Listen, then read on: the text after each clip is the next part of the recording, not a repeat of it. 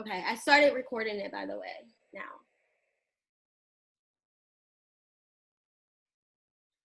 Okay. All right, so Toya says Dallas, Texas, and you love storytelling, and your favorite part of your body is your lips. Yes.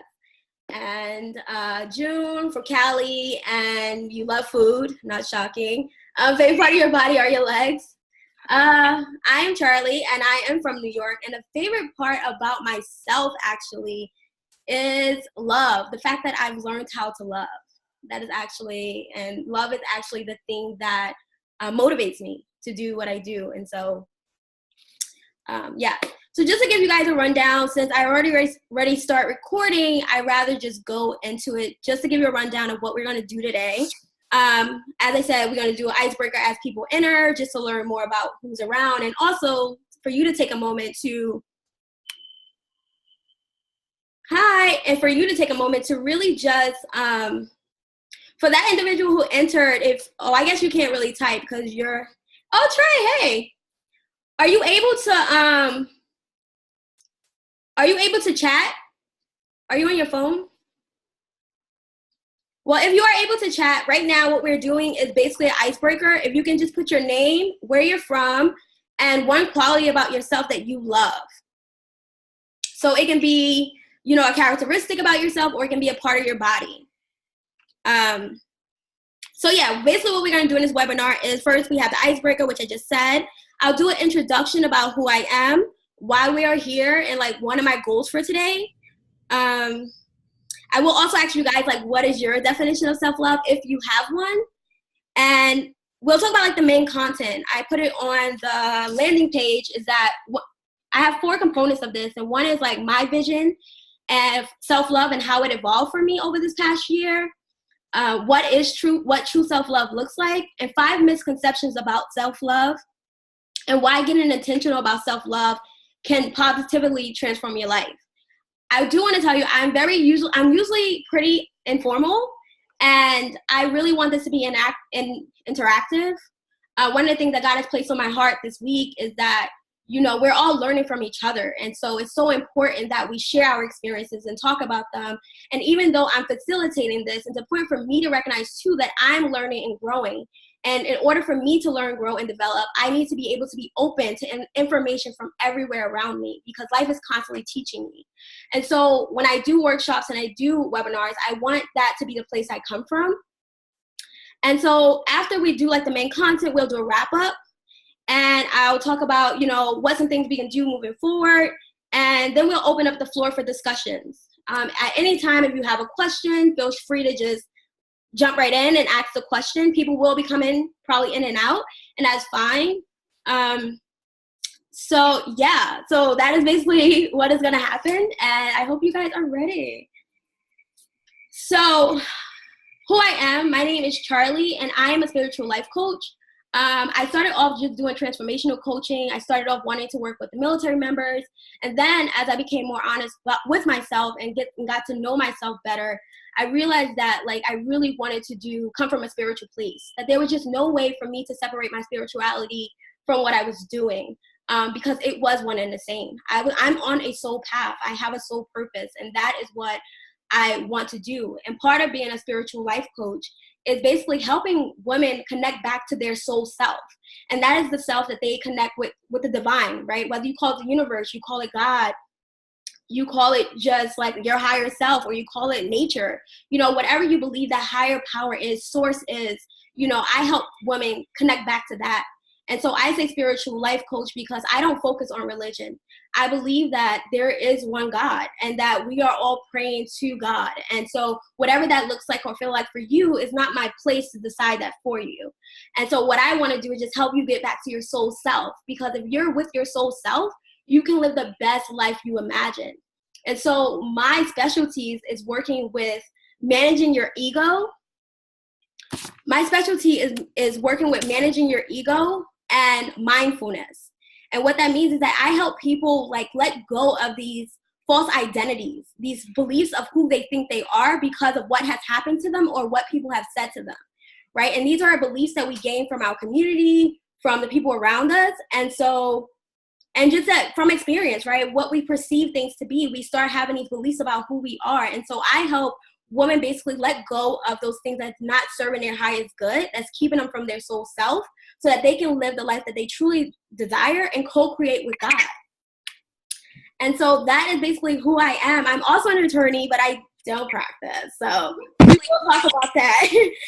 We will talk about that as I talk about why we are here. So why we are here is because I myself, I don't know about you guys' experience, and I would love to know if you guys can just type in the chat just what your experience has been with self-love. But my experience was that people were always talking about self-love and self-care, and they're just like throwing these statements around. And myself, I started jumping on it too, like, oh, let me give tips about self-care every week. We'll call it Self-Care Sunday, right? And I'm sure we've all heard that concept of Self-Care Sunday. So I kind of jumped on that too, where I was sharing, you know, Self-Care Sunday tips with other people. And so I realized that, you know, that self-care is not something you can do just one day a week. Like, this is something serious. But what exactly was self-care? And what exactly was self-love? Like, I felt like people kept using terms, but no one was really giving a meaning. They was basically telling us what we can do, you know? And so, like, one of the things is, you know, forms of self-care, self-love, which is self-care is one of the forms of self-love. And so people were always talking about that, but no one gave a definition. And so as I went on my own journey of life, I decided that some of the things that was important to me was to start defining things for myself, right? The world was constantly telling me what this and that meant, but I wanted to decide for myself what things actually meant.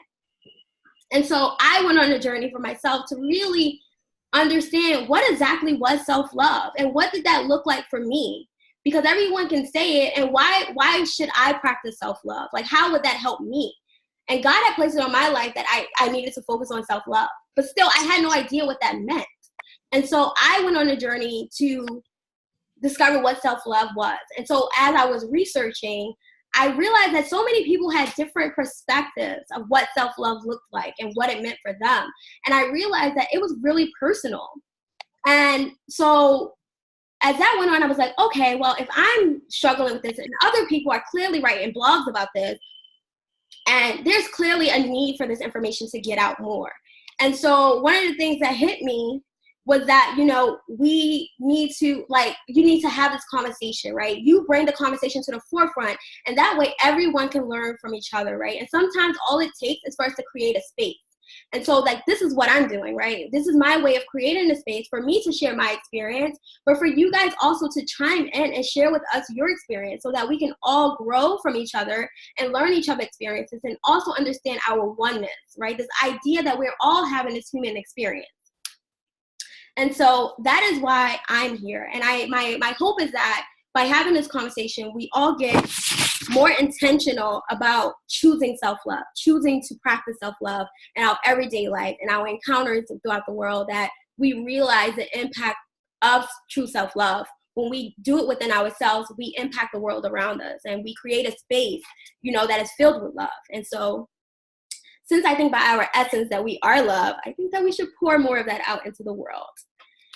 And so to the response, Latoya says, I am more into self-acceptance versus self-improvement when it comes to self-love. I feel once you accept your current state, including flaws, then you can embrace self-love better and then work to enhance the things about you that are not as desirable to yourself. And Latoya, thank you so much. Sorry I'm shortening your name. Please let me know if Toya is not okay, because, girl, I just be shortening people's names. I'm so sorry. But yeah, I totally agree. You know what? I have used self-improvement as a term before. And I think so self-acceptance is actually one of the components that I've made for self-love. And so one of the things I did do, right, I said that I did research and I watched what everyone else was doing and saying. And what I've done is made my own definition, right? Everybody else is doing it. And plus, the shit is personal, so I'm going to get personal and create a definition for myself. And that's what I did. And so that's why we're here. And so June and Trey, if you guys want to if you have a definition for self-love, we would love to see it and hear it and see, like, what your perspective of it is. I think that is amazing that, you know, you even thought about it, Latoya, because honestly, like, I never even thought to question what self-care, self-love was. I was just practicing it, you know, like whatever felt good, which is fine too, I think. But I know that when I got intentional, everything in my life changed. Okay, and so, yeah. June, do you have a definition for self-love? You can speak it. You don't have to type it. Or Tracy, do you have a definition for self-love?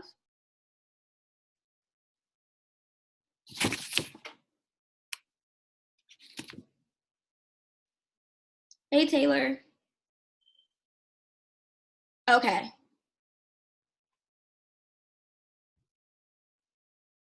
Hey, Taylor, what we're doing right now, if you have a definition for self-love, can you either type it or you can speak it? You know, that's what we're doing now. I talked a little bit about, you know, why I decided to, like, why I wanted to talk about self-love. So if you can just type it.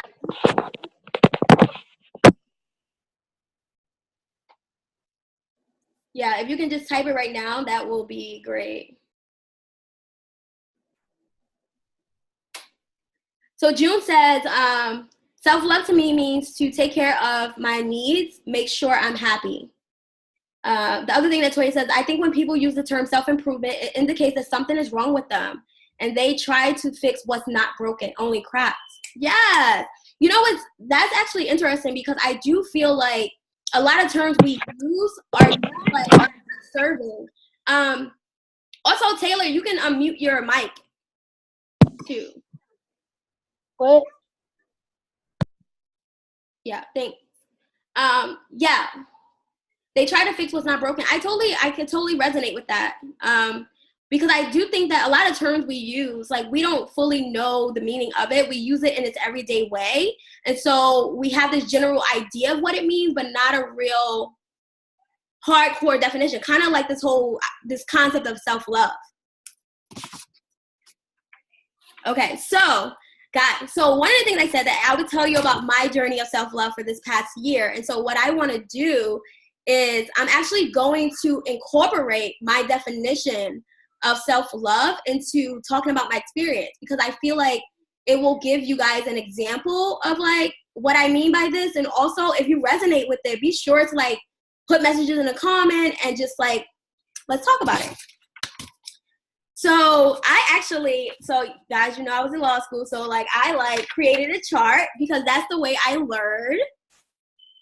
And I like broke down my concepts because that's the way I learned. And like Latoya, I believe that true self-love, I focus more on unconditional self-acceptance. And so at the core of true self-love for me is that idea of unconditional self-acceptance. And so when I define true self-love, if I had to put it into words, I would say unconditional state of love, appreciation, and acceptance for your whole self. And whole self for me is like your true self and your makeup, right? And that means your past, your present, your shadow self, your thoughts, your mistakes, your emotions. Everything makes up this whole person that you identify with, right? You identify and believe you are. And the unconditional component of that just simply means that it's absolute, right? Like there's no conditions that need to be met before you do that thing. So to me, like there should be no conditions before self-love. Like it just is. And that's what unconditional self-acceptance comes in, right? When you are able to accept yourself, like no matter what you feel, think, say, or do, you are still accepted and cherished by your heart. And so it's one of those things where you don't let your mind run you, you let your heart do it. Sorry, I'm reading the chat. All right, iPhone, which is Trey, says that self-love for myself will mean to accept my diagnosis, to accept that I am beautiful, and that my vitiligo will not, girl, don't come for me, will not, because I know I definitely pronounced that wrong, will not change the person I am inside. Self-love is to be confident no matter what anyone says about you. So that is, so Trey, I think that a lot of what you're saying too goes into this idea of self-acceptance, right? And like you said, like self-love is to be confident no matter what anyone says about you, right? Accepting yourself despite what outside forces are saying. And so, yeah, so basically true love for me at the core of it is is unconditional self-acceptance. And self-acceptance to me means that no matter what you feel, think, say, or do, you are still accepted by your heart, right? And this is not about your mind telling you and convincing you of these narratives and these stories. This is about what you truly feel inside of yourself.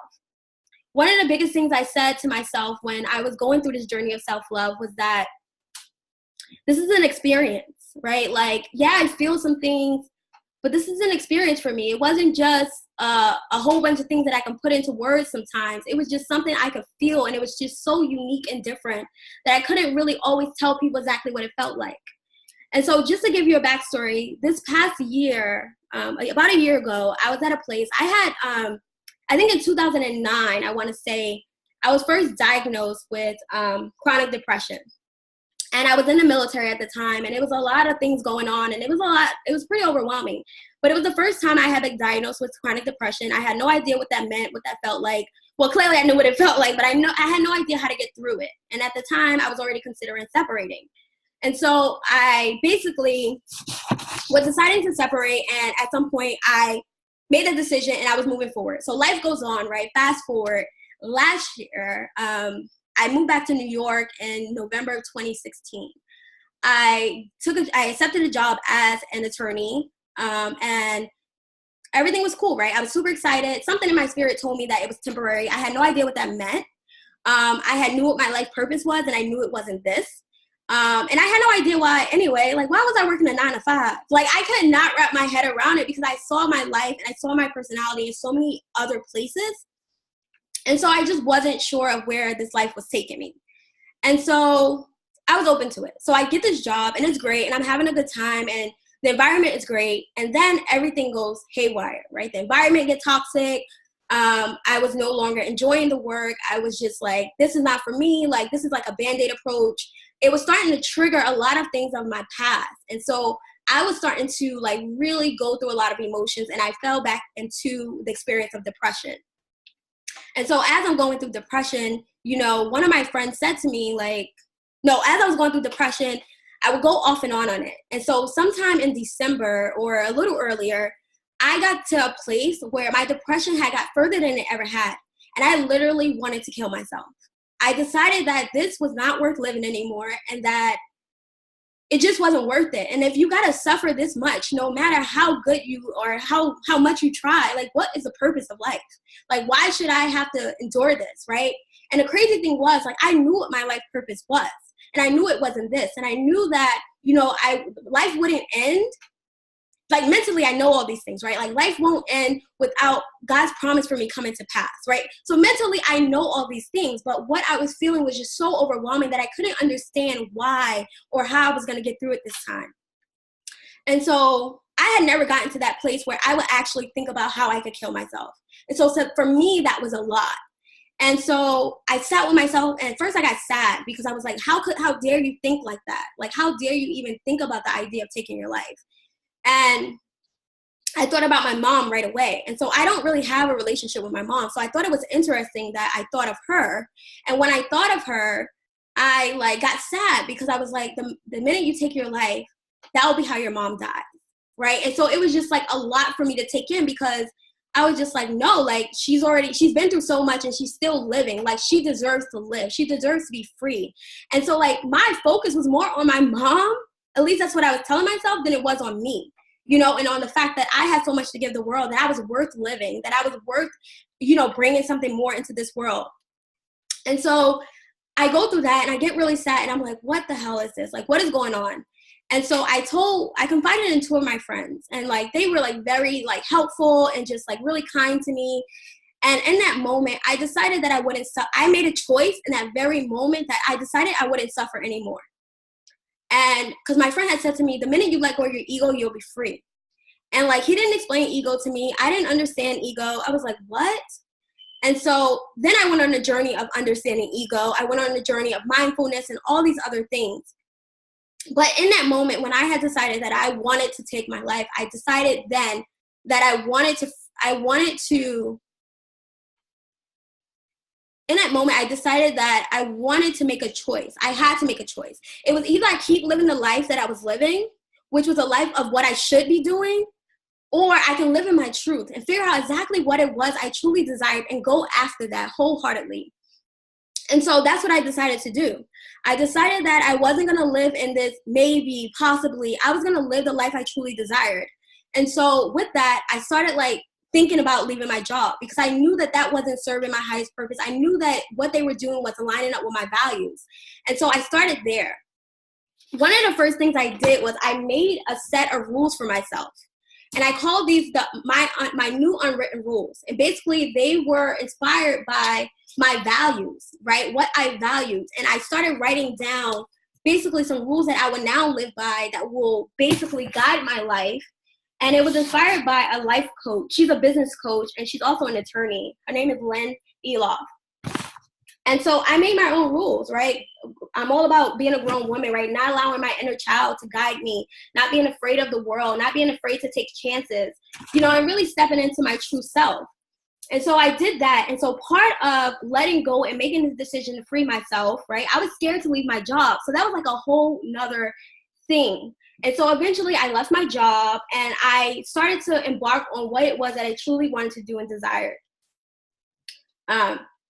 And so with that, part of me learning about ego, and really I started like implementing all these new things in my life, right? I started managing my ego. I started practicing mindfulness, right? So now I'm like getting real with myself about what's going on and what's at the foundation of all of this, right? I started taking responsibility for my life. And one of the things I had to take responsibility for was like, I was causing my suffering. A lot of times I was going into depression because I was causing my own suffering. Those stories I was telling myself in my head and all these other things, like I just was not kind to myself. I just wasn't kind. And I had to be honest about that. And it was crazy because on the outside looking in, everybody thought I was doing so well, but no one had no idea how much time I was spending crying in a house by myself. But when I go outside, I'm everyone's happy place. I'm everyone's superwoman. I'm saving the world, right? But I couldn't even save myself. I couldn't even take care of myself. And so I was trying to figure out, how do I do that?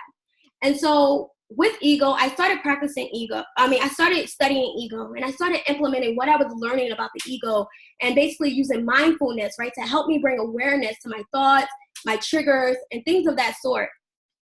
And so as I was doing that, I really started to feel myself just feel free.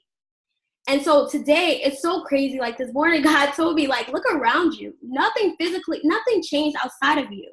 The only thing that changed was what happened and what was going on inside of you. Like everything outside of you, you can change it all you want, but it's temporary. And so every time I was jumping from job to job, thinking I was getting away from my depression, it was just temporary.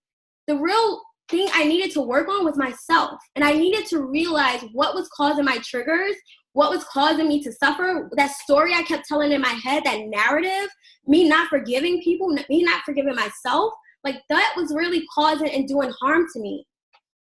And so that's kind of how I ended up like going through this self-love journey, right? Because as I was like really learning to manage my ego, really paying attention to the things I said to myself, how I was talking to myself, I didn't have any self-compassion.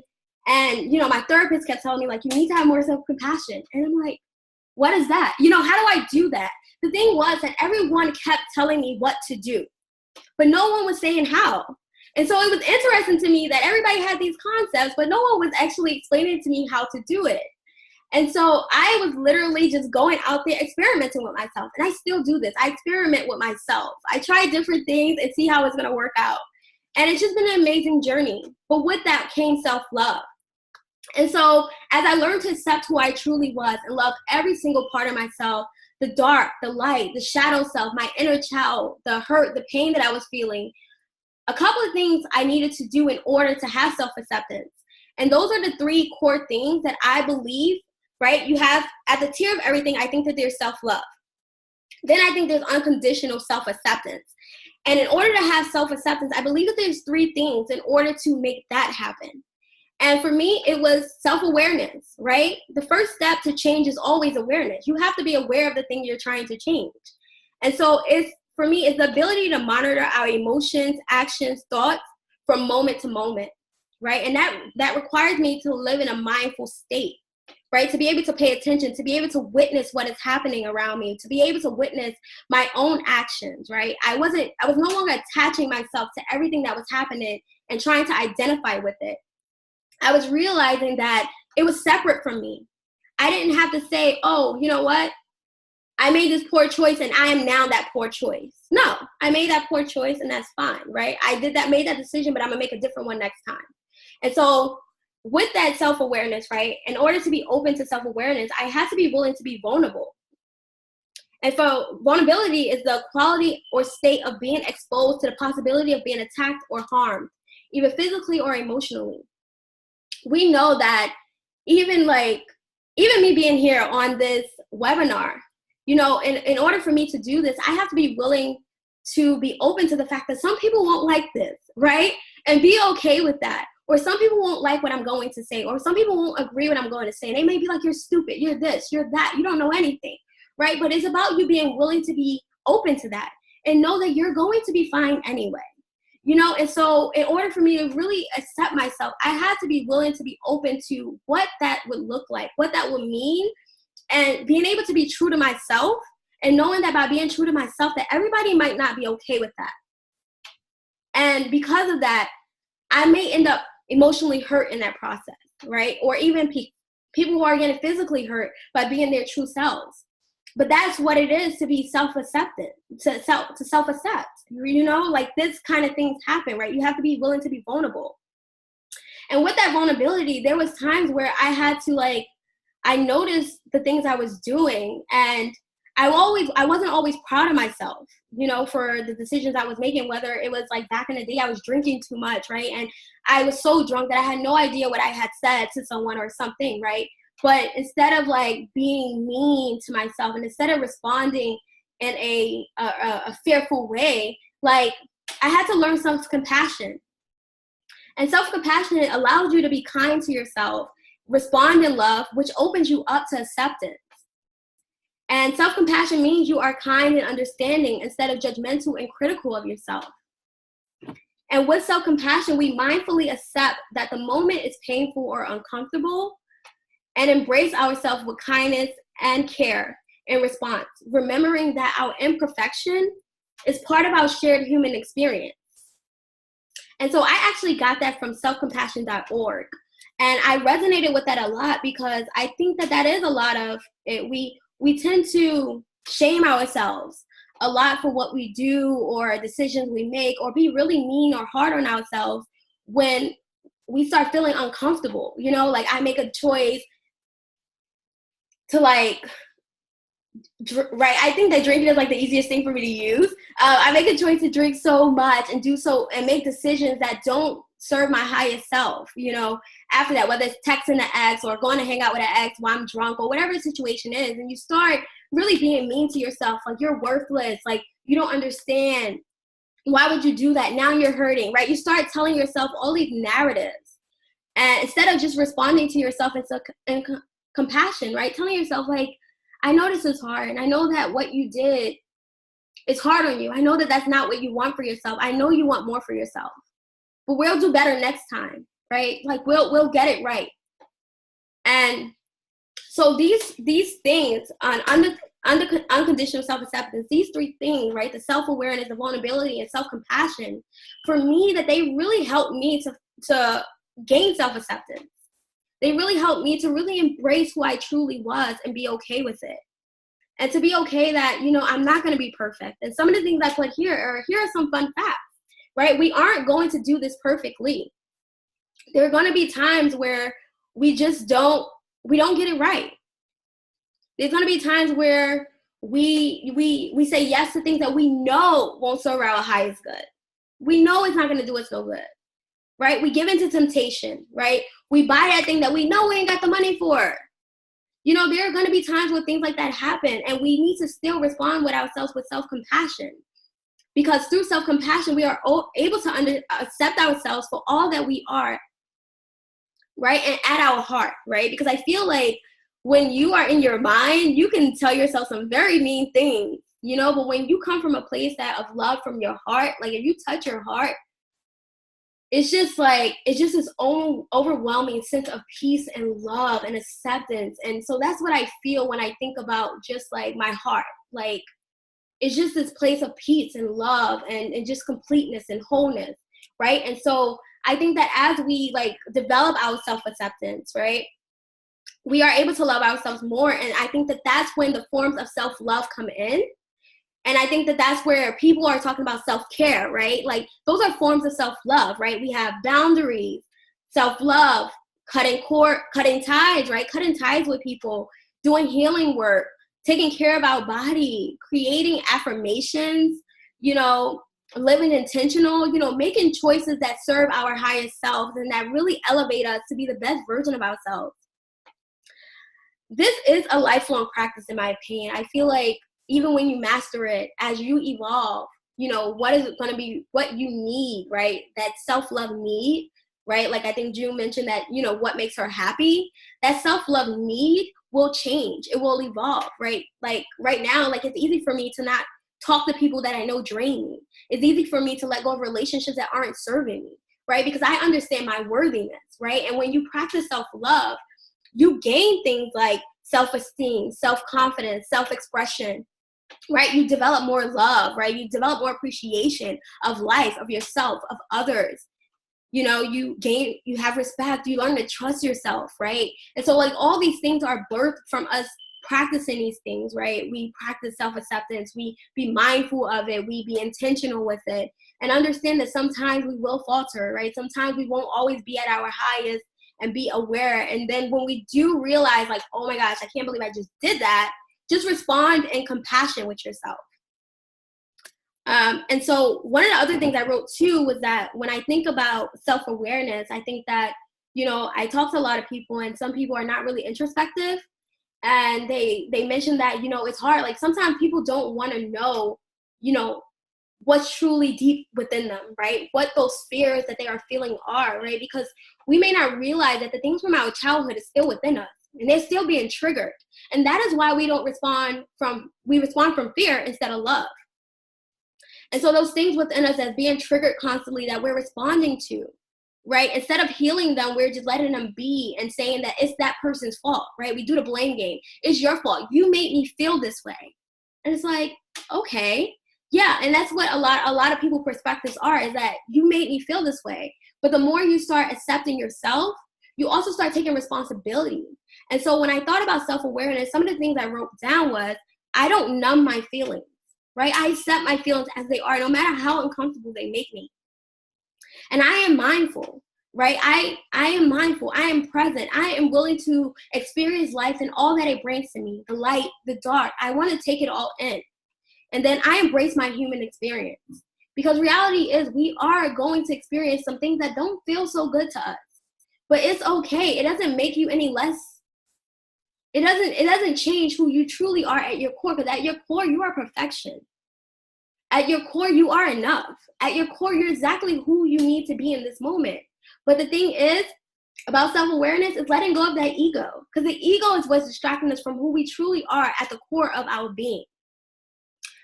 And yeah, and so when you're practicing self-awareness, another thing is to do this from a place of non-judgment, right? You are an observer, right? So you're not watching yourself in order to be like, that was real stupid, or to be like, that was bad.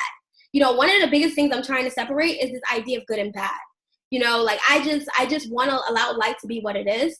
And because it also will stop me from suffering and stop me from judging people, and therefore disconnecting me from my relationship with people, right? It's not my place to judge you.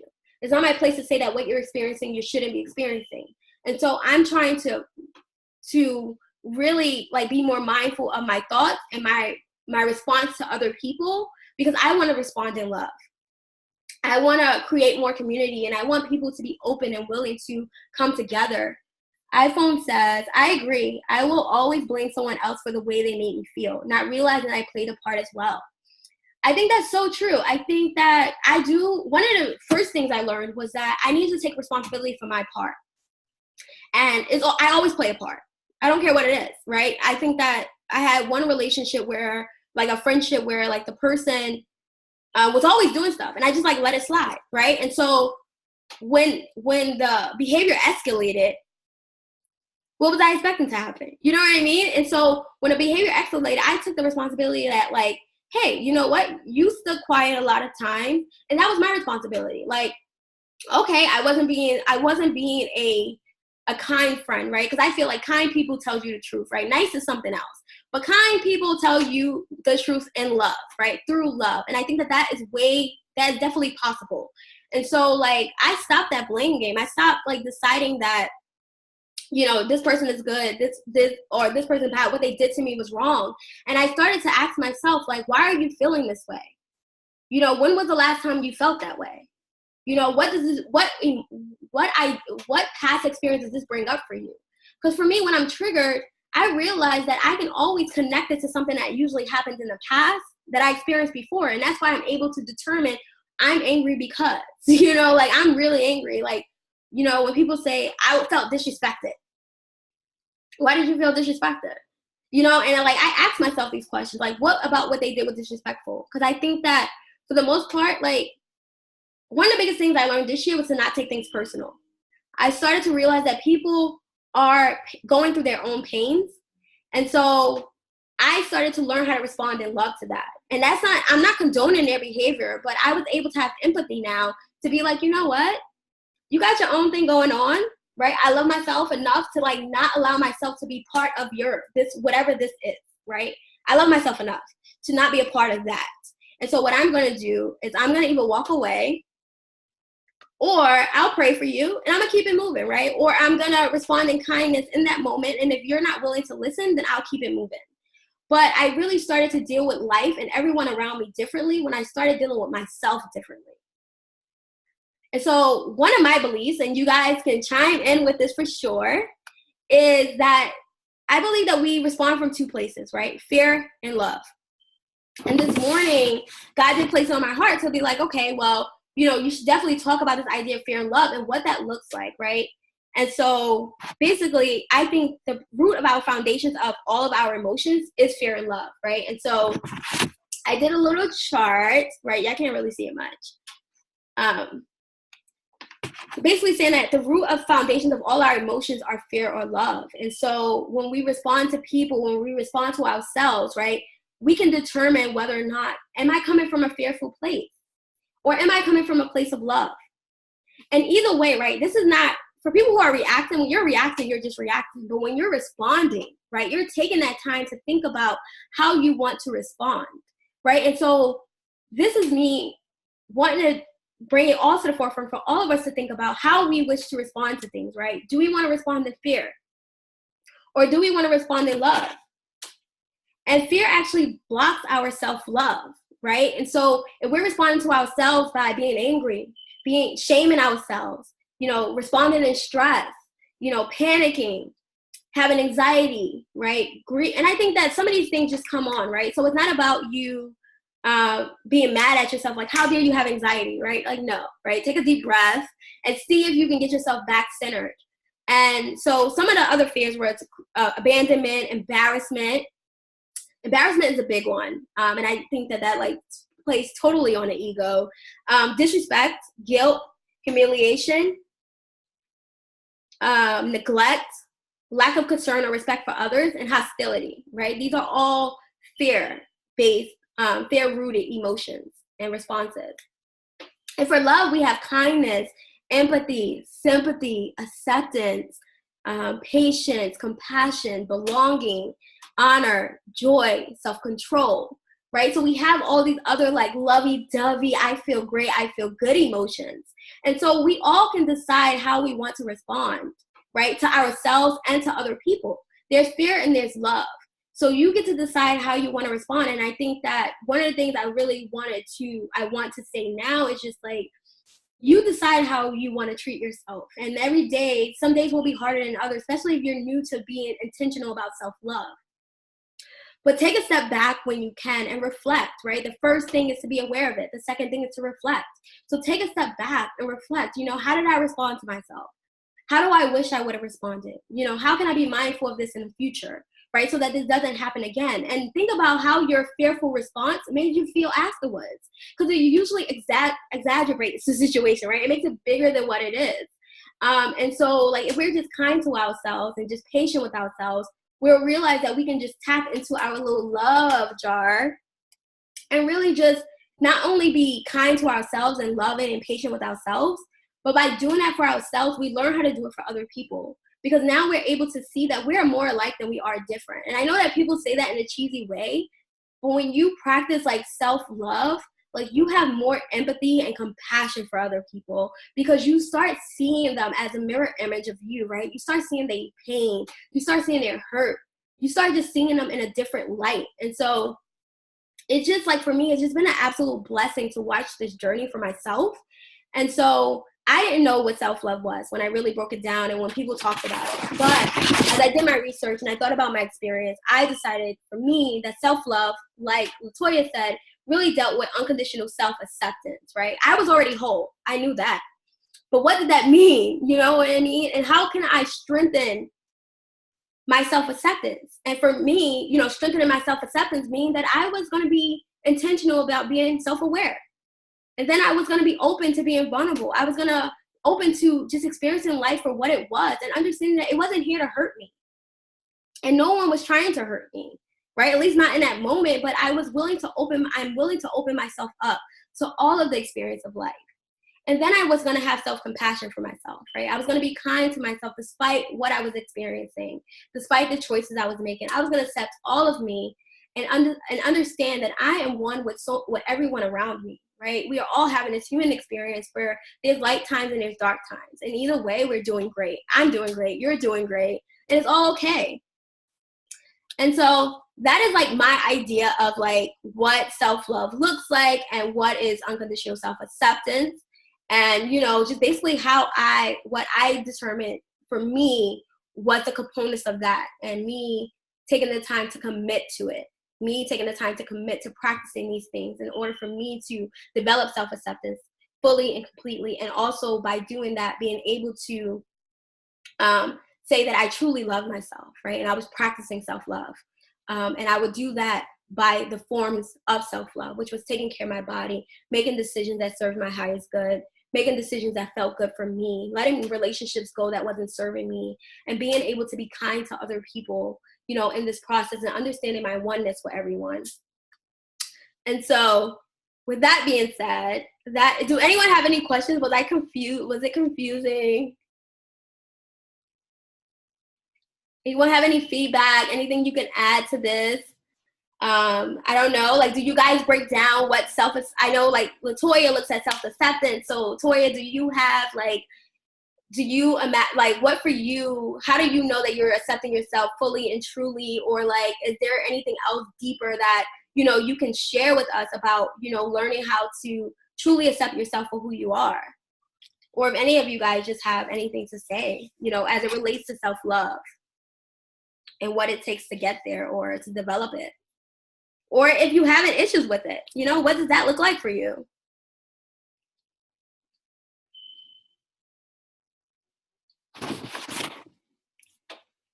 June, I see June got up. June, you can talk. You don't have to write it. Can you hear me? Yeah. Okay. So thank you for sharing your story, Charlie. No problem. It's our story now.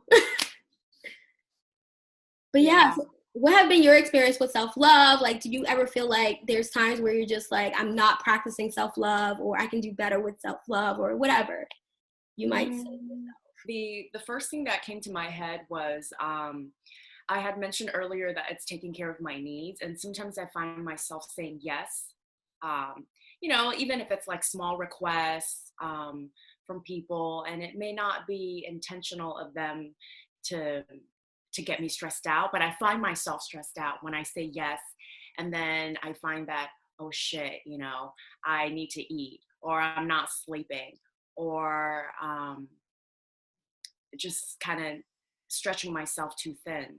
Mm-hmm. So I think the first thing that come to my mind about self-love is just making sure that I'm fed, I've gotten my sleep, my exercise, whatever it is, before I can help other people or take care of other people.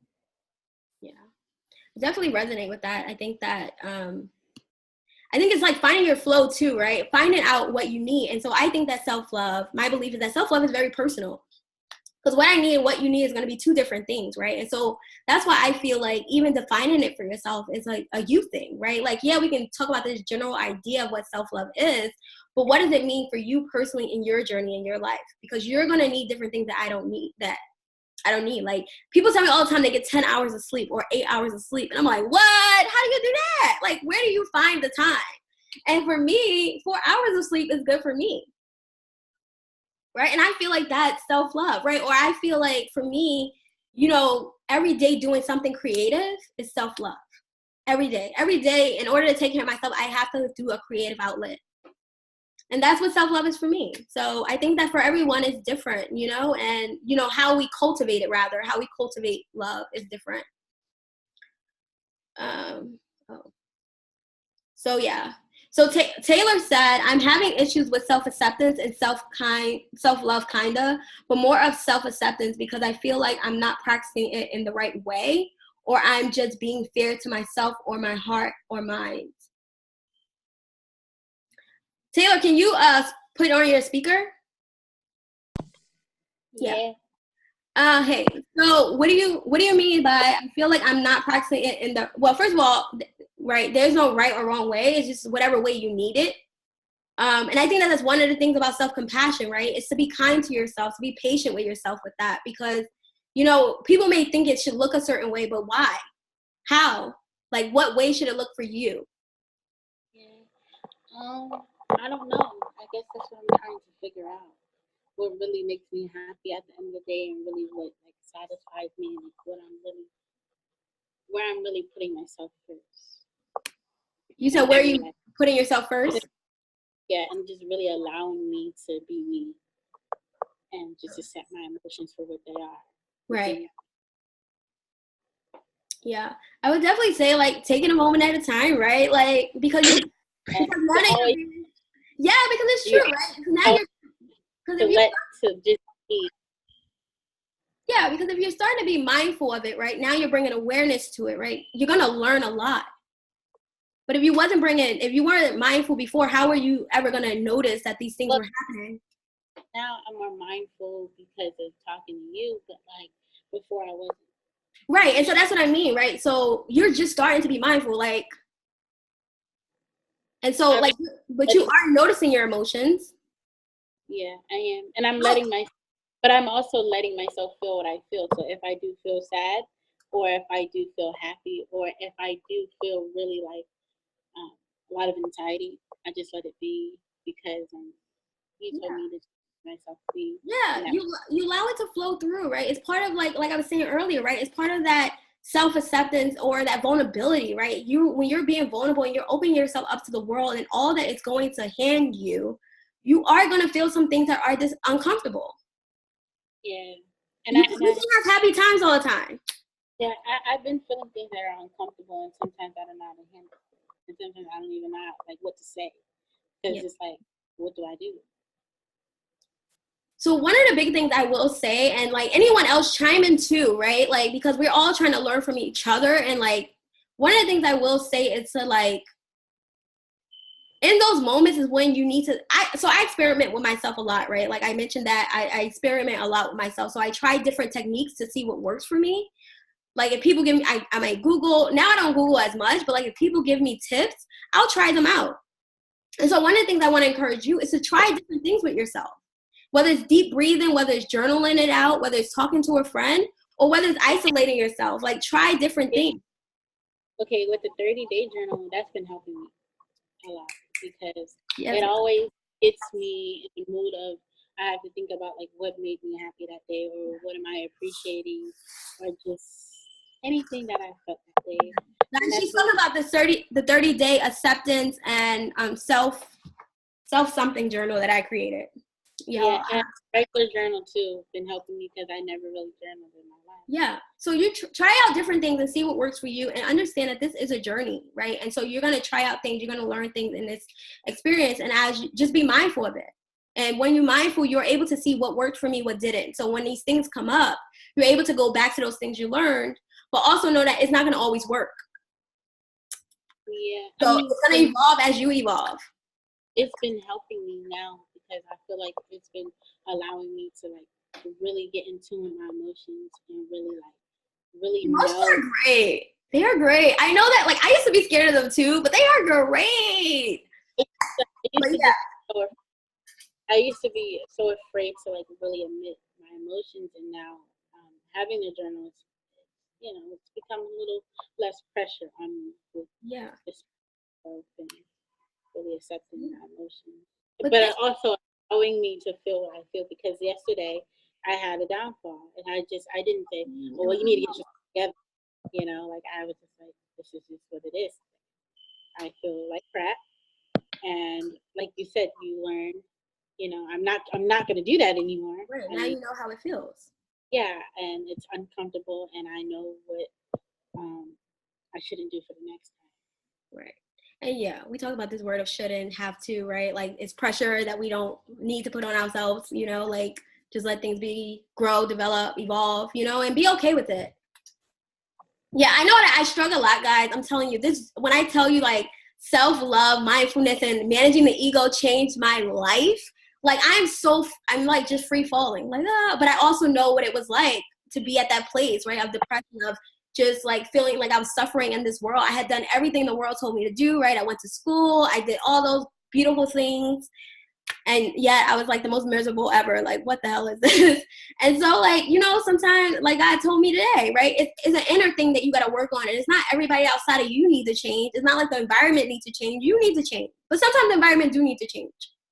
But mainly like it's us dealing with what's inside of ourselves. So wait, why was I about? Yeah, I was like, Toya, can you tell us a little bit about your experience with self-acceptance? Because I know self-acceptance is like a big thing for you. How did you get from the place of like deciding that self-improvement wasn't it? Yeah, what came up for me is self-acceptance, because a lot of us, we don't realize that we're just fragmented pieces of a puzzle. So it's like when we don't, when one part of us doesn't work properly, then we kind of ride down on ourselves, not realizing that even our flaws is a piece of the complete puzzle. You have to embrace the flaws. And when I started understanding that and learning that, things started to change. Even in school, when you're growing up, and you're taking different subjects, what do? They send you to tutoring for things that you're not that good in. So they highlight your weaknesses instead of embracing and celebrating your strengths. So in school, you're told, oh, okay, well, you don't know how to math, so we're going to send you to tutoring so you can get better at it. And then we grow up with that mindset. So instead of us building businesses and lives based on what we're really good at and what our strengths are and staying in our lane, we're constantly trying to fix ourselves and make ourselves better in other aspects instead of embracing who we are, accepting that, and then moving on to if it's for me, then it's for me to do. If it's not for me, then hey, let me find somebody that can work with me to build whatever it is that I'm trying to build. So that's what I've learned with self-acceptance, is to stay in my lane and then create additional lanes for other people so we can ride together. Yes, come all the way through. I resonate with that so much.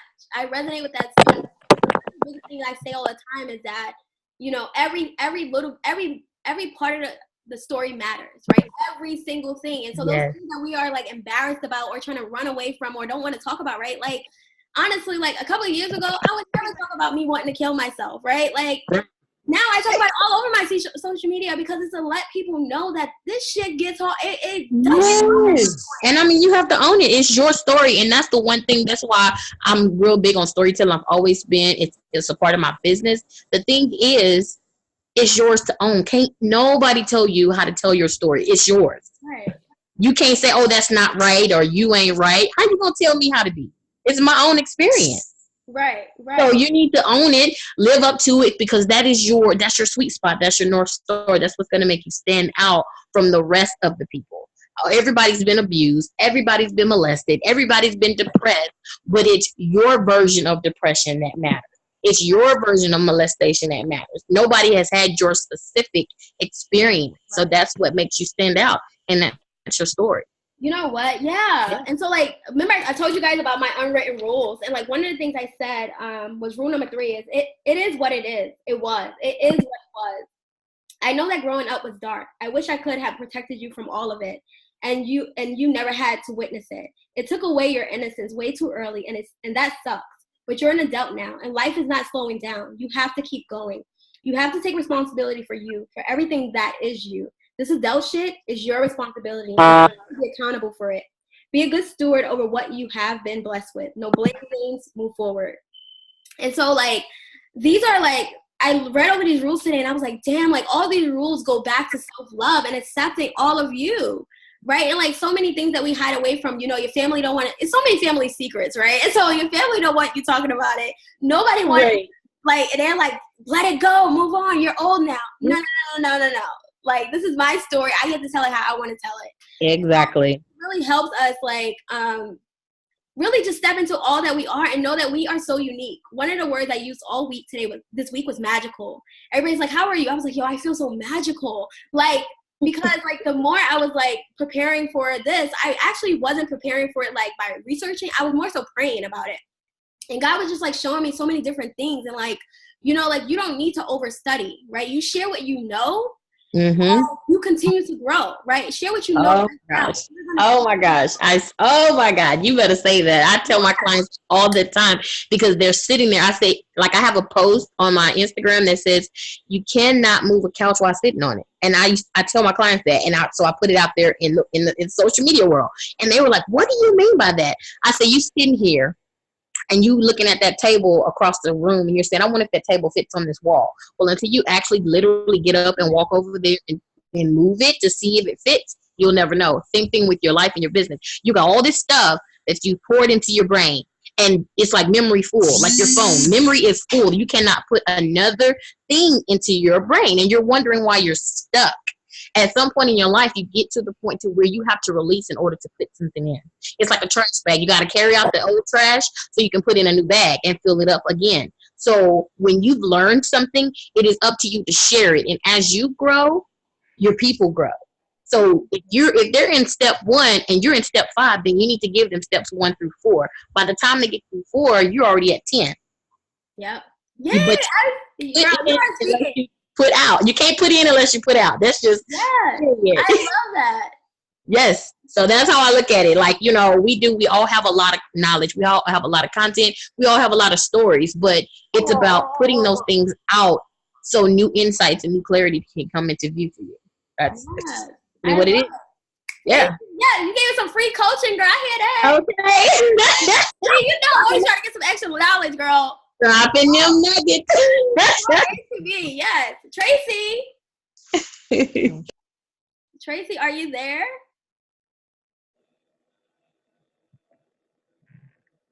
We don't know what Trey doing. But yes, y'all, I'm gonna try to make a chart with my with my definitions, and hopefully I can send it out. Well, who knows? You know, hopefully it's understandable, and then people just decide, like, you know what, I can do what I want, because that's kind of like my attitude about everything. So, like, let me talk about some misconceptions really quickly. So, Tracy, are you there? So I'm trying to get you out by 7:30. Real good. Okay, so some of the misconceptions about self-love is that it can't. So when I first decided to talk about self-love, one of the things that my therapist had said was that she doesn't believe in unconditional self-love. And I didn't understand. I was like, I don't understand. And so, like, we talked about it a little. So I think that one misconception is that it can't be unconditional. Like, it is. The only thing about it is that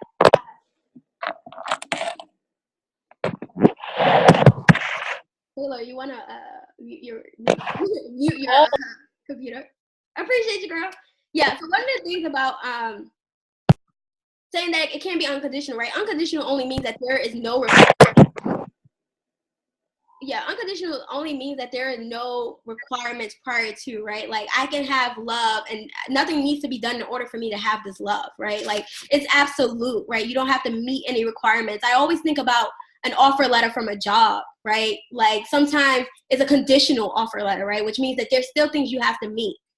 But when it's just a offer letter, unconditional offer, right? That means that you have nothing else to do but to show up, right? You might have some paperwork or whatever else, but all you have to do to show up. And for me, unconditional self-love doesn't say that I have to have it perfectly. It just says that where I am right now, I can have that love. period.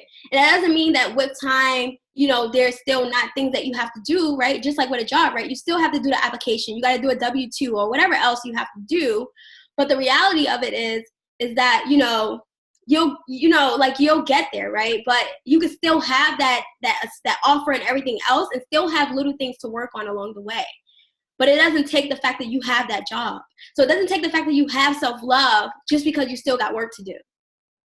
You can have self-love. It's absolute, right? You ain't got meet no conditions in order to have self-love. It just is. It's about you just fully unconditionally accepting and appreciating and loving all over yourself. Whatever that looks like for you.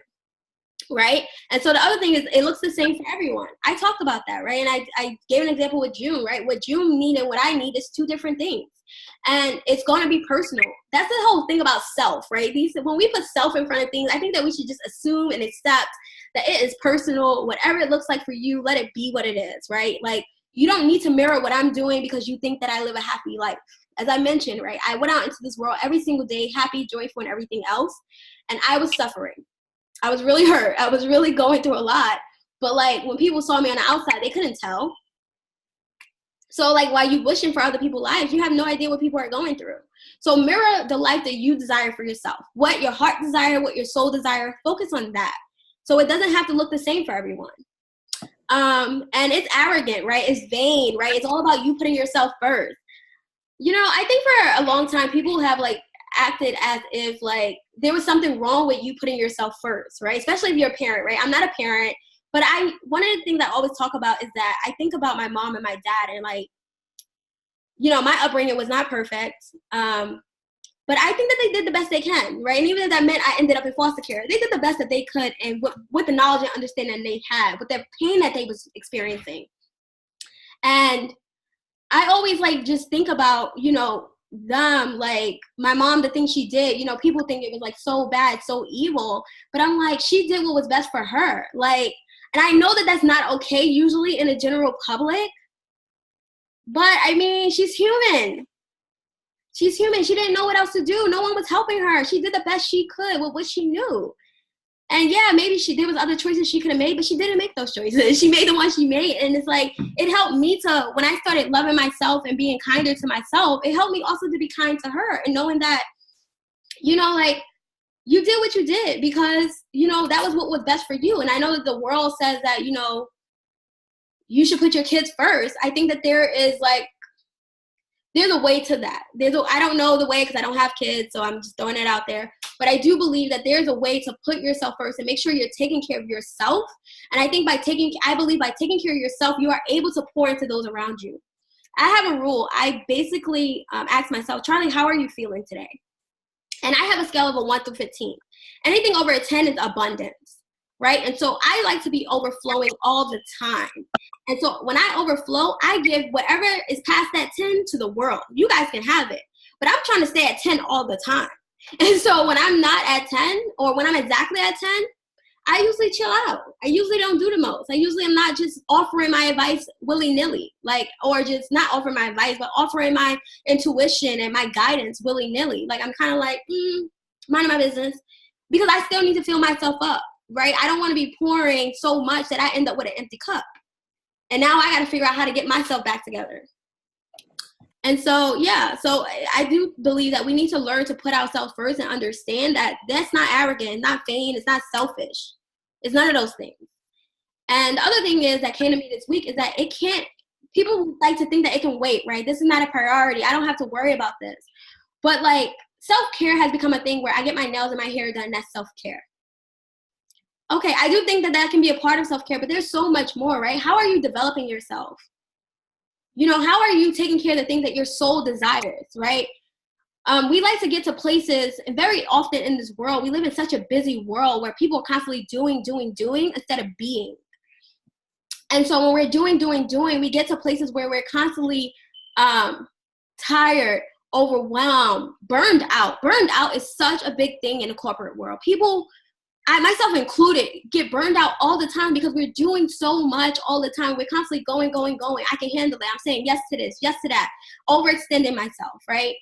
But it's about you taking that time to take care of yourself, right? And that's why self-love and self-care can't wait. You have to make that a part of your life. That have to be a part of your daily thing, so that you are able to give and do all these things for other people. My hope is that this conversation allows us all to get intentional about what we're doing, intentional about taking care of ourselves, intentional about pouring love all over ourselves, because reality is that by taking care of ourselves, we are able to give more out into others. And so we don't need to wait until we're burned out. We don't need to wait till we're at the place where I need to sleep for 3 days. We don't need to wait till we're at a place where I just can't even think anymore, right? Like, if we're taking care of ourselves along the way and doing maintenance work, taking time to rest, taking time to flow, taking time to also be doing our creative in a high profile way, but still also getting back to that flow and getting back to that rest part, we need to have harmony in our lives. And people say balance. I don't really do balance, right? We need to have harmony in our lives, right? Like, let things harmonize, let it flow. When I think of harmony, I think of like this slow, beautiful dance where things are just meshing and everything is being taken care of itself the way it needs to in that moment. And so you take care of things as it needs to be taken care of, right? And so pour into yourself. Take time to nurture yourself, to take care of yourself, instead of waiting until you get to a place where you're so tired and burned out and overwhelmed that you don't even know what to do anymore. Because now you're not even connected to your soul self. You're so far off doing whatever it is you're doing that you forgot, like, oh, hell, what am I supposed to be doing right now? What do I need right now? Yeah. Latoya said, people have to understand that parenting doesn't come with a manual, and you don't know what your parents went through before they became parents. They were probably hurting, but never knew the key to heal, self-love. Yes. So they pour that hurtful energy into the next generation. Put the oxygen mask on yourself where you can be fully competent to save and serve others. Toy, I love that. I love that so much because it's so true. Like, you don't know what they went through, right? But you know what's so funny? When I was like going through the stuff with my mom, right, and working to like go through forgiveness and stuff, the funny thing that came to me, what was it that came to me? It was just like, I mean, like, yes, like she was healing and everything else, but like, you're so busy worrying about how it made you feel, right? Like, oh, she hurt me. Like, girl, first of all, you're taking it way too personal, right? Like, you're taking it way too personal. And she wasn't intentionally trying to hurt you, right? And it goes back to what you were saying, where like, we don't know the hurt and pain that they're going through. And it's so true. My parents don't talk about their past, but I knew a little bit of stuff, and I knew that my mom was hurting. And so that's why it was, when I experienced that hard drop, right, where I was like, I literally want to kill myself, so much great things came out of that, because I started to love this whole way. I had so much empathy for everyone. I literally had a breakdown cry about my mom, just telling her, like, well, like, I am so sorry for the story I've been telling about you. I'm so sorry for making you a villain. I'm so sorry that I wasn't loving you when you was literally crying out for love. And I know that as a child, people are probably like, oh, well, you're a child. That wasn't your job. Who says? Right? How do you decide what my job is? I have a purpose on this earth. You don't know what my job is. You think what my job should be because of the role, the title you placed on me. You placed me as a daughter. So now you think I have to be in that daughter capacity all the time. But that is so true. Let me say that. People say, oh, you're a kid, you don't know. But you know what? You came here as a spirit with a purpose before you were conditioned by society. So you knew as a child what you were supposed to do, but society triggered internal trauma and different things that you went through to become a different person. So who are you outside of survival mode? We're in survival mode when we're going through the things we're going through as adults. So who are you outside of that? Right. You know what I'm saying? So, yeah, people, they say stuff and they have no clue, no idea. Yeah. Oh, my gosh. That's why, girl, I can't wait. We need to do a talk about managing the ego, girl, because that's all. Okay. Yes. It's so true. Like, we need to like be very mindful of the beliefs we have, right? Because we think our beliefs are facts. Facts. Like, this is something you told yourself, okay? Yes. Isn't that crazy? Yes. I love it. It's so magical to me, because now I can finally look out at the world and not judge it in such a way where I'm just like, you guys are doing these things to me. I think that people are not woke. And when I say woke, I mean, like, you're not conscious. You're not in your true divine, your essence. Like, you are not connected to your soul self. Exactly. To your spirit, right? So you just like all over the place and doing whatever society told you is right or wrong. Ugh. I'm just trying to let that word go. It bothers me so much because I think it really disconnects me from loving people, and just embracing them for who they are. Mm-hmm. So yeah, so guys, we are talking about a lot, but and so like as I'm talking about that, I also am saying like why I think it's important for us to get intentional about self-love, and it's for those reasons, right? So we don't get to a place where we're just surviving, right? Where we get to a place where we're really thriving in this life and living on purpose. Like one of the biggest things as a spiritual coach is for people to live on purpose, right? Living a purpose-driven life. Right. And it's for you to like grow into that. Like, I feel like when I first started, when I left my job and decided I was going to be a life coach, I have been certified since 2013. But God had truly told me, like, nobody needs to qualify you because I told you this. I showed you this vision. Like, you are already qualified. You've been qualified. So you don't need people's permission. But I still needed to gain confidence, right? So it was me praying to God all the time, asking for confidence, right? And so as I became more confident, right, I became more just free, and it just changed me from the inside out, and it really shows up in the world around me. And so I really just want to encourage you all to take the time, if you're not already, to practice more self-love. And self-love can look different for you. It can be, some of the things I mentioned was like creating boundaries, right? Doing more self-care, cutting ties with things that don't serve you, right? There's so much information on the internet, or you can get a spiritual coach, or you can get a spiritual advisor, whatever. You can go to a therapist. I think therapists help in some ways, but I don't think that they always have a holistic approach. I have conversations with my therapist about this all the time. Like, you don't see the world the way I do, right? Like, okay, I would just like let you be great but I do believe in having that kind of support around you. And so I hired spiritual advisors. I hired therapists, because I feel like these are things I need. And it's kind of like Latoya said, like, I'm not trying to do everything on my own. I hire other people to help me, because I don't believe that we're meant to do everything on our own. God didn't give me all the gifts. He only gave me some. He gave me the ones I needed for my purpose, right? And then he set up people around me, right? Because I'm about to find out what Toya do, right? I'm about to be all up on her page, because like now I want to get more into my storytelling, right? Like, how can I tell my story in a way that really helps me connect with my ideal clients, right? With the people that I want, that God has called me to work with, right? Because that's my focus. I ain't worried about likes and all this other stuff. I have a purpose here on this earth. And so that's what I want to focus on for the rest of my life. And so I just really want to encourage you guys to take the time to take care of yourself. It is okay to put yourself first. It's okay to feel what you feel, right? Like, you are not going to die from a broken heart. That's what I read somewhere. And I was like, I think so. Like, you'll never die from a broken heart. Now, if you get a heart attack because of something you've seen, that's a different story. Okay? But yeah, and so that's what I have. But one of the things I wanted to like, do anyone have anything else they want to share or say? But I also have an idea. So this week I made so one of the things that God said to me earlier this week was that if I keep settling for things that are not what I truly desire, then I am distracting myself and not allowing room for what I truly do want, right? And what is happening right now is I've just started dating again. But the guy I was dating, like, I knew, like, after a while, I was like, okay, I do not see a future. Why am I even still dating this guy?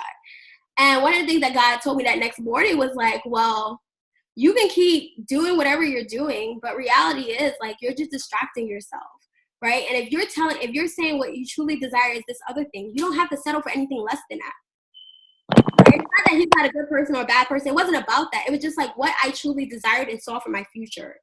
And so one of the things I did, I took a self-love promise.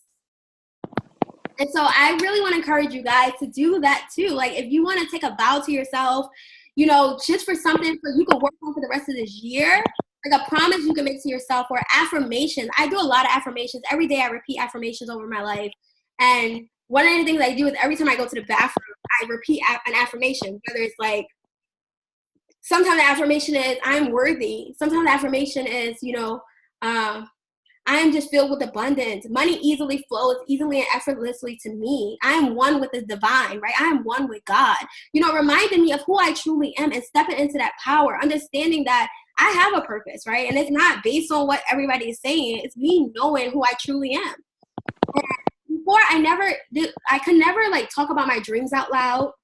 I could never I was always so afraid that they wouldn't come true, and I would be like disappointed, right? And so as I practiced self-love, all of that left because I started to realize, right, with self-acceptance that I'm worthy.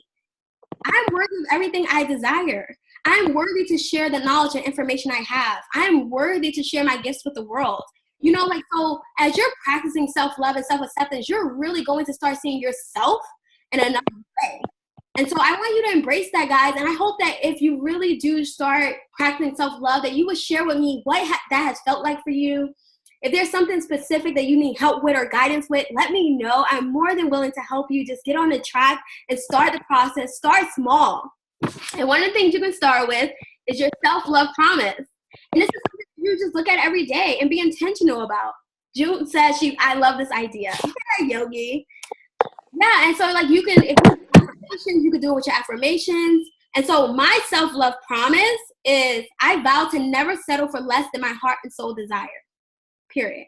Because I'm worthy, right? Like that's what, as I practice self-acceptance, right? Unconditional self-acceptance as part of my self-love, I know that I'm worthy of everything I desire. And that doesn't mean that I'm saying anybody is less than me. I'm just saying that my soul desires something and that I'm going to wait for that because I know it's coming because I'm claiming it. It's already mine. And so that is mine. And I hope that you guys would like do the same. So anyone interested in doing their self-love promise, June, do you have a promise you know that you already want to do? Like when I mentioned self-love vow or promise, like did anything come to you? Taylor, did anything come to you? Toya, did anything come to you? Can't really think of one right now, but yeah, definitely something like along the lines of the dating situation that you just brought up. That's definitely, I think it's good. Yeah, girl. Listen, we can get anything we want in this life. Like literally, we are abundant and we have access to unlimited resources. Like why settle for less than we truly desire? Like that man that I just like let go, he gonna meet somebody. I just wasn't the one. Like, so why should I feel bad? Like I'm literally giving you to someone who is gonna appreciate you. Like I appreciate you, but just not in that way. And so it's like not like Toya said, right? You get all this knowledge and you just want to keep it in. It's about letting that stuff go, right? Giving it back, you know? And so stop holding on to stuff for dear life and let things go that is not serving you and that you're also not serving it to the best of your ability. And so, yeah, this is like my vow. I'm so excited about it because I just feel like it's going to do something magical by me just being intentional and letting go of things that does not serve my highest good, right? So I vow to never settle for less than my heart and soul desire. So, June, yeah. So, Toya?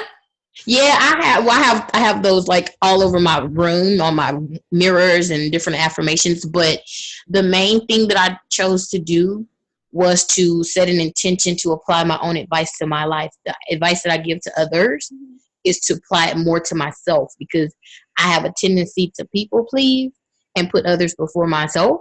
So I've learned how to put myself in the category with them. I'm like, okay, if I'm somewhere in a hospital or having a stroke or something, I can't serve anybody. So serve self and then you serve others. Amen. Yeah, take care of ourselves before we get that burnout. I'm telling y'all, that's not the time to try to figure out your life. Yes, so that's what I have been making a conscious effort to do daily is apply my own advice. Yes. Okay, the last one, Taylor. Oh, that's iPhone. Trey, are you there? Do you want to share one? Yeah, to those who will be watching. Oh, go ahead. Tell us. Do you have a self-love promise that you know for sure you want to do, or is this something you still need to think about? Well, right now is to learn to let go of, like you said, people who don't serve you. Yeah. And so it's like, if you guys want, I'm a writer, right? So I write everything. So one of the things I will recommend if you're into this is to write it, right? And hang it up. You know, like Toya said, she has affirmations all around. Anybody who's seen pictures of my room, like I literally have affirmations, words all around my mirror. Y'all see my word. I have words on my wall. Like, it's positivity everywhere. I'm reminding myself, like, no. We're intentional, girl. We are getting our lives. We want freedom. We are courageous. Like, let's go. You know, and so, like, if you write down these things that you're vowing to yourself, right, they are more likely to come to, first of all, stay in your mind, right? Stay in the front thoughts of your mind. Like, hey, I need to do this. Is this really serving me? Is this really helping me? And that way you can check in with yourself. right? And making sure that you're doing, because things will start not feeling good, right? And then you're wondering why this don't feel good. Well, it don't feel good because it's not where you are anymore. Like, you've leveled up. Yeah, affirm it until you can confirm. Yeah, let me write that down. Toya said, Yeah, I like that. Yep, that's one of my signature statements. I tell people all the time. We affirm so much. Like, I affirm, I am more than enough. I am a storyteller. I am great. We're telling those things to ourselves so we can make ourselves believe it. But you want to get to a point to where you're confirming it because you do believe.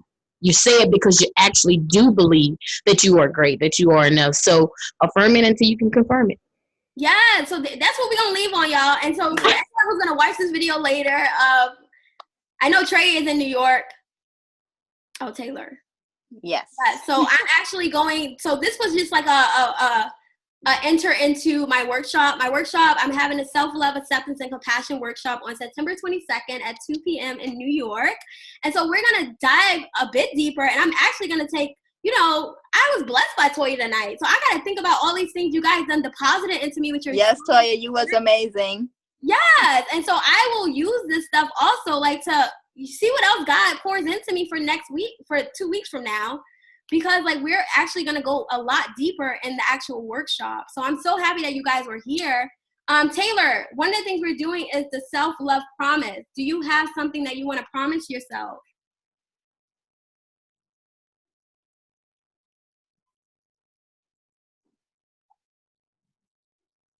Girl, we're about to get off, so,